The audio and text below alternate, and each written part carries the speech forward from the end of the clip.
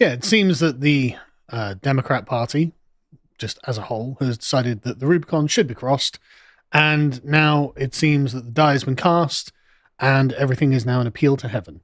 Who knows where the issue is going to land? This has not been a terribly wise decision, in my opinion. I mean, you can just see Trump's verdict sheet in the hush money case is just non-stop. Yes, 34 counts of falsifying business records in 2016 to pay Stormy Daniels hush money to silence her. Not really a lot to say.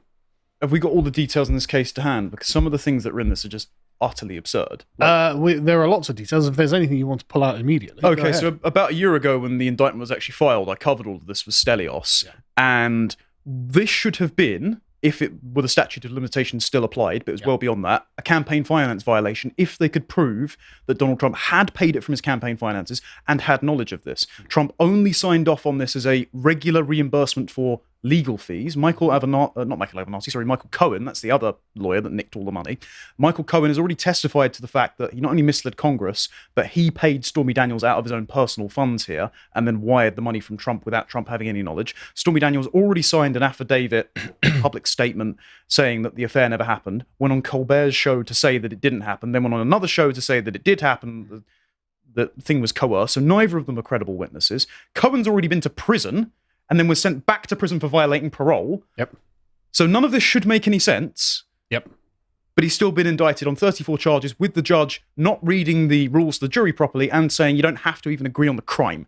As I recall as well, there were also quite a few sort of real estate tycoons in New York who are aware that, precedent is a thing in the law and it does matter. And if you're convicted on 34 counts of falsifying business records. Apparently, this is what real estate moguls do all of the time. Not necessarily completely falsifying records, but I think the particulars of this case are that Trump inflated the value of certain assets. This is the other case. Yeah. So this is not the same case. This is a different case. But you are right on that case that all of the real estate moguls in New York are like, well, hang on a second. Trump's business practices are completely normal, which means that we do them as well. And if Trump's in trouble for it, then we're going to be in the dock as well. But this is something different because, of course, they have been going after him non-stop. What's interesting are the judges in this. So the judge, as you can see, is very progressive. Has a history of donating to progressive projects, should we say, the subsidiary Stop Trump organization. So the idea that you might get an impartial or neutral or fair hearing is pretty ridiculous. Same with prosecutor Alvin Bragg. Yeah. He campaigned on prosecuting Trump. He admitted he went beyond the statute of limitations. Yep. His campaign was funded by the Open Society Foundation for a PAC and George Soros' personal family members, two of them, and his own daughter worked for the Kamala Harris campaign. Same with the Attorney General for New York, who was just open about the fact that she was just trying to get Trump. She's very open about this. So you can see that there is an entire infrastructure, a legal infrastructure, that has been targeting Trump because he is Trump. And somehow, sorry, I'll get to the next one. They keep getting to do this. So the cases are meant to be randomly assigned, right? But weirdly enough, Justice Juan Manuel Merkin presided over the 2022 tax fraud trial that led to the conviction of Trump Organization's chief financial officer, Alan Weisselberg. And he's also the judge for the fraud and money laundering case against Steve Bannon. So it's like, interesting. I'm sure it's all coincidence. I'm sure the dice were just rolled and it just keeps coming up sixes for him every time. And then you get a series of strange events and it's just weird. So this was an ex-judge who went on MSNBC, if we can see the judge there. And I mean, we may as well listen to it from their own mouth. Yeah, a couple of things did stand out to me. One was that there were a couple of places in the jury instructions where the judge actually pointed the jury to specific pieces of evidence and said, these are pieces of evidence you can consider, for example, in trying to determine whether there were falsified business records. You can look at these bank records. You can look at these invoices. That was a surprise to me because generally jury instructions don't include references to specific pieces of evidence that the judge seems to be pointing the jury to. Those who practice New York law may have some other take on this, but that was a little bit of a surprise. I guess the other thing, I actually have served on a criminal jury, even though I was a former prosecutor and actually even though I was a former judge. And one thing that I came away from that experience thinking was that juries, they really do try to follow the law. I think they try to do what they're. I'm beginning to think that the portrait artist in this comment is sympathetic to Trump. He looks quite cool in all of these, doesn't he? This is one of the interesting ththings that's come out about this. But I mean, that itself should be enough to say, well, the judge is obviously trying to prejudice the jury. He's literally saying, look, you need to consider this, you need to consider that. And of course, there were other irregularities. For example, the judge just deciding that they could convict on some parts of it. And if they had unanimous decisions on some parts, then it would count towards the whole, which is very unusual. But again, I'm not a legal scholar or anything like that. So I'll let other people dictate the irregularities. But again, if an ex-judge can go on MSNBC and say, well, hang on a second, this is a bit odd, then obviously there's some sort of shenanigans going on. But that's not really what we need to focus on that. I mean, Ben Shapiro's coverage, I always find Ben Shapiro actually a really reliable commentator on Trump because, and I've said this before, you can tell that Ben, a fairly small, diminutive, academic man, doesn't like the big brashness of Trump on a personal level, but he's also someone who hates the Democrats. And he is trained in law. So Ben Shapiro is personally adverse to Trump, but he also hates the other side more. So he gives actually a really good and fair balanced account of when Trump has done something right and when Trump has done something wrong. And you can see from his take, well, this is unbelievable and should never have happened. Trump himself, of course, is not happy, but I mean, nice Trump statement. Not only did this highly conflicted, biased judge, it seems to be totally true, prevent me from presenting the fact I did not take a tax deduction on the legal expense, which was marked correctly as a legal expense. The judge also did not allow my lawyers to get tax records from the former attorney, whose name I'm not allowed to mention due to an unconstitutional gag order imposed on me. And then ends it in Trumpian fashion. When the closing arguments were being given, he also truthed out boring with a capital, with an exclamation mark. Of course he did. Yeah. Which I'm sure really helped his case. But I thought that the most clear-minded comment on this really came from Ron DeSantis. He says, today's verdict represents the culmination of a legal process that has been bent to the political will of the actors involved. A leftist prosecutor, a partisan judge, and a jury reflective of one of the most liberal enclaves in America, all in an effort to get Donald Trump. Obviously correct. That is a totally salient analysis of what has happened here. He says that this case involving alleged misdemeanor business record violations from nearly a decade ago is a testament to the political debasement of the justice system in places like New York City. And as you pointed out from the property issue that he had with the Attorney General of New York, this is evidently the case. Highly politicized. Donald Trump is just being treated as a villain. The other case in New York, the Eugene Carroll case as well, which was bankrolled by the former LinkedIn executive, Reid Hoffman, where, and I wouldn't allege that she's making it up whatsoever because she's very litigious, but even she has admitted her case bears a remarking similarity to a Law and Order episode plot and has zero corroborative eyewitnesses, zero CCTV testimony, and zero DNA testing. When they asked to do the DNA testing, both parties agreed to it, and the judge said, we don't need to worry. As I recall as well, and I may even be wrong, because at the beginning of this, I thought, once all these indictments were coming out, I was like, I'm actually going to be open-minded, and I'm going to weigh each of these as they come. It's become like drinking from a fire hose, frankly, because they're throwing so much at the wall in an effort to find out what sticks. And I think actually that's one of the reasons why it's counting against them politically. If it had just, should have been more strategic and more intelligent. If they are going to be, vultures in this way, put out 2 or 3 cases. That's more likely to become entrenched in the public mind as, maybe this is plausible if it's just 3 cases, or just put all your eggs in the basket of the Florida case, which actually is reasonably strong on the technicalities at least. But in the Eugene Carroll case as well, I also seem to remember that not only did it closely resemble a Law and Order episode or whatever it's called, but didn't some kind of New York legislature realized that the statute of limitations had expired and therefore kicked them down the road for another year just so that this civil case could take effect. Former Mayor of New York, Bill de Blasio, said we're going to abolish the statute of limitations on sexual battery cases so that you can file it. Yes, exactly. She was asked about this on the news and she said, oh, I've heard about this. I'm going to consult my lawyers and see if I might do so. And then after the election, when she realized she stood to get a lot of money in damages for it, she filed for that. And then the jury found him not guilty of sexual battery, but then guilty of sexual assault. No. No. They found him guilty of defamation for saying he didn't do it, even though they found him not guilty of doing it. What was the one where they were trying to find him guilty of rape, but found him just guilty of sexual assault instead? I don't think that's ever been done. Well, no, there was one recently. Anyway, I haven't got it to hand, so I won't go on about it. But DeSantis finishes by saying, look, it is often said that no one is above the law, but it is also true that no one is below the law. If the defendant were not Donald Trump, this case would never have been brought, the judge would have never issued similar rulings, and the jury would never have returned a guilty verdict. In America, the rule of law should be applied in a dispassionate, even-handed manner, not become captive to the political agenda of some kangaroo court. And that's the point.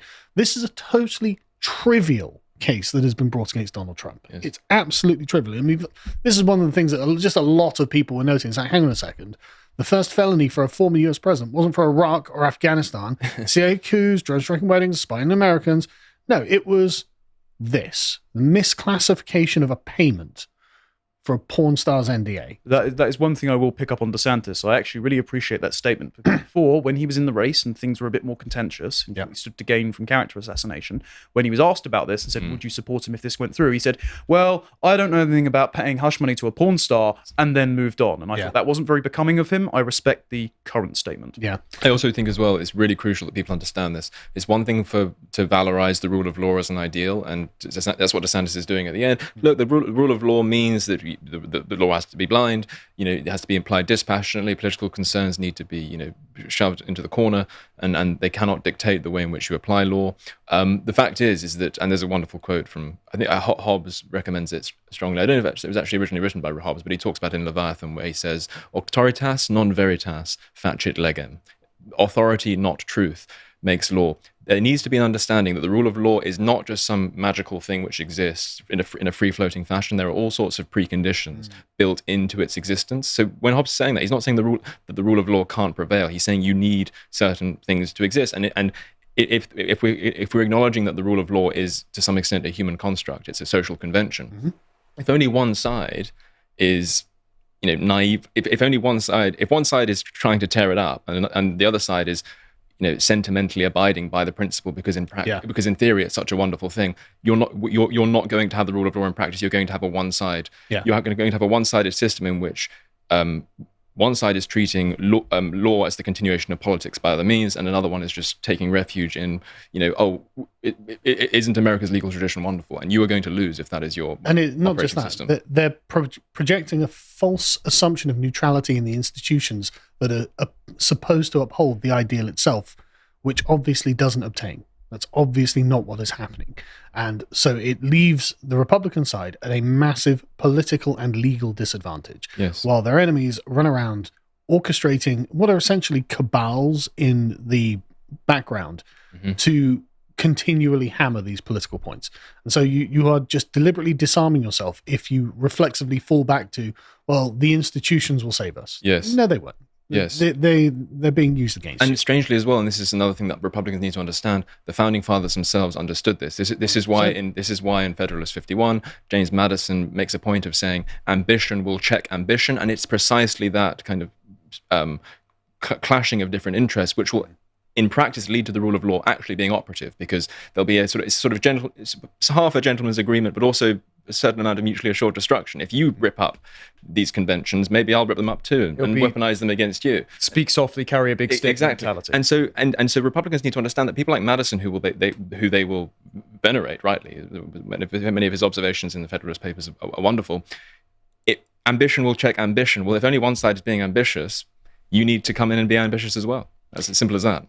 Just to return to this, though, I do think it's fascinating that it's nothing to do with Epstein.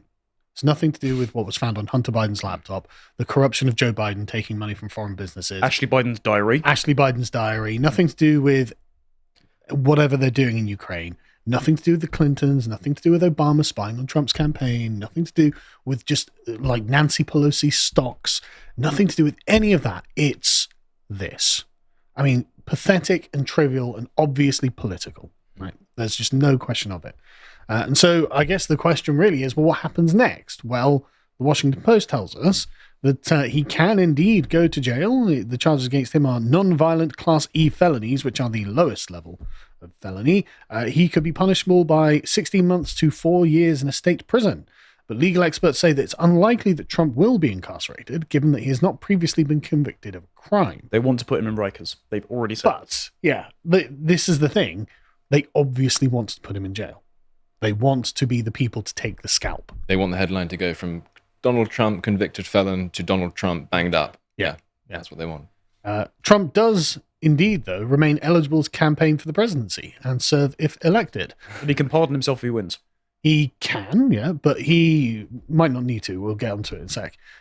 Because really, it's the fact that this is so preposterously one-sided, so obviously loaded, and the judge has had so many strange interventions into the case that he is obviously going to appeal. There are various lawyers who are like, well, these aren't just grey areas. This is a former attorney, Brett Tolman, going on Fox and saying, well, look, he's a lawyer. He knows there are plenty of grounds to appeal to reverse this case, not grey areas. These are black and white violations by a judge. I think this probably will end up getting overturned on appeal. I'm not an expert, but this is what the experts are saying, because it looks like there is more than enough here to show that this is, well, just this was a show trial. So just let's talk about the outpouring of support for Donald Trump. Now, Trump has had lots of run-ins with lots of other Republican politicians. I've not seen any of them turning on him, apart from one. Who's the guy? Mitt Romney? No, it wasn't Mitt Romney. Is he a Republican politician? Yes, No, still. a Republican Yes. No, the guy, is it Bolton? John Bolton. I think it was. Yeah, because John Bolton was running against him for president. Yeah. He was insane like, this is the chance that we have to get Donald Trump out of the Republican Party. Okay, evil Wario. Let's get decency back into the Oval Office. Yes. But And drone strike Iran. precisely. All of the Republicans who are of any note and of any character or any substance are on Donald Trump's side. Which is hilarious, because he did actually joke that Ted Cruz's dad killed JFK. Yes. And that he might be the Zodiac. Yes. But what's nice, and as funny as all of that is, this has clearly gone beyond the realm of where things are a joke anymore. Yeah. Yes. And people like Ted Cruz has been particularly hard on this, which is superb to see. But honestly, you can just go on Twitter and it's just every single Republican of any notes, like activist, talking head, politician, has just been like, no, just no. And Ted Cruz as well, might be said, has a similar measure of objectivity to Ben Shapiro as well, for precisely the same reason. He's got those obvious personal past gripes with Donald Trump, but he's also trained in law at the same law school, in fact. And Alan Dershowitz has said that Ted Cruz was one of his best students when he was teaching at Harvard. So there we go. And so there was a huge amount of outpouring for Donald Trump to the point where his donation site crashed. You can see that this is something that has definitely had some amount of backfire to it. Although it's, of course, far too soon at the moment to know if this is going to have any polling effect. Really, the question is, will independents find this to be sympathetic? Well, it's entirely possible that they will, actually. I don't know. I haven't got any evidence yet because none of it could have come out so far. But I think the brazenness speaks in favor of that assumption. I think so, yeah. Because this is what I was saying earlier. I mean, if it had been just one or two independents who are not necessarily massively attentive to the news cycle, would have just seen... They would have heard the tape of Trump saying, to some journalist, which I think he did in Florida, I didn't declassify these, but I'm going to show them to you anyway, sort of thing. And they would have thought, gosh, that's very dodgy behavior. But the sheer brazenness of throwing this many indictments his way, I think it will give him a slight bump with independence. I really do. Well, after the mugshot, he did get a polling bump. And one of the things that signals to me that the regime itself believes Trump will win is not just bellyaching from within the Biden camp about Biden-Harris being a weak electoral ticket, but the intelligence community essentially setting up for making deals with Trump after he's promised to go after them with formerly Schedule F, now Agenda 2025. I mean, Mike Johnson, Speaker of the House, who showed up at the final day of the trial the other day, helped collaborate with Trump on the Ukraine funding plan. Now, I know around this table we think giving unqualified billions to Ukraine is not the best of ideas. However, it does show that Mike Johnson, after meeting with the FBI, then meeting with Trump, and then passing that bill through the House, Trump is prepared to make deals. And it's also why Marco Rubio is probably going to be the VP, because he sits on the House Intelligence Committee, and he has a lot of connections to intelligence services. So they're probably thinking, well, if we can make peace with Trump, because it seems like he's going to win, it might be the smart bet. It is looking that way. But the main problem I have is I'm a reader of history, as is Bo, and he's currently in the middle of a Fall of the Roman Republic series on Epochs, which you can go sign up and support us and watch. But this is where republics go to die. When the previous regime is persecuted by the current regime, all it does is legitimize the persecution of the next regime over the current regime. And this is the downward spiral that ends up leading into autocratic tyranny. Not great, basically. And what's interesting is that Trump doesn't seem to be backing down on any of this. He posted this video on Truth Social, which I think we'll just watch. This is the final battle. With you at my side, we will demolish the deep state. We will expel the warmongers from our government. We will drive out the globalists. We will cast out the communists, Marxists, and fascists. We will throw off the sick political class that hates our country. We will rout the fake news media, and we will liberate America from these villains once and for all. Well, he's got my vote. He's just like boomer incarnate. But what was wrong about that? There's no one like him. That was so good. I'm totally on board. Whatever it is, I support it. Yeah. Absolutely superb. And just as a final thing that is actually very funny, the British political class loathe Donald Trump. They can't stand him. They don't know how to deal with him. And there is no pro-Trump media in Britain. There is pro-Trump media in America. They've got Fox News, Newsmax. There are, the Republican side of things is, roughly sort of 50-50 split. But in Britain, you just don't get that. There are some people on GB News, but even then you have to have very balance. Very tepid. It's in the alternative media sphere, like here, where we love Trump and we think he's great and we think he's going to save America. And when people like us manage to actually call into a radio show to talk to these people, you are going to enjoy this. So just sit back. Fire away. It's a joke. It's a joke. It's a joke. It's very entertaining. Listen, he's going to get away with it and he's going to win. Watch November. Yeah? This is just a play. He's not going to go to prison. I know that's what you want, but it's not going to happen. Trump's going to win. You see all my black people, my Hispanic, what he did in the Bronx? That was amazing. That was a success. And I know that's very cringy for you. He's going to win. Trump is a Terminator. He's a cyborg. You can't stop him. You can do whatever you want. But Joe Biden stopped him last time around, didn't he? He's a 10-man walking, mate. But he did, Oliver. I mean, he lost to Joe Biden. No. So you can't stop him. This is a new Trump. This is a new one. Watch. A new what? Just watch. November. What am I watching? You're going to cry. Listen, you can't stop this man. What do you like about him? He's invincible. He's invincible so much that he lost the last election he ran in. He's so invincible he lost to Joe Biden. He's still there. Joe Biden He's not, is is going to go to a home, nursing home. He's nibbling far too much, isn't he? It's so good. It's so good. It must be the old big man Tyrone. Exactly. So I don't know that it wasn't him. But just if that caller is watching this, somehow, salute, sir. You're brilliant. You're hilarious. You made my day. Yeah. Anyway, so Godspeed to the Americans. Godspeed to Trump. Let's hope you win. I hope you appreciated that segment from the podcast to the Lotus Eaters. And if you want to see what else we're up to, we have released a very good magazine. It's one of the best things we've ever done. And if you want to find it, you can find it at shop.lotuseaters.com via our website. And you can pre-order it there. Also, you can follow the rest of our work if you follow us on Twitter. Thank you very much for watching, and goodbye.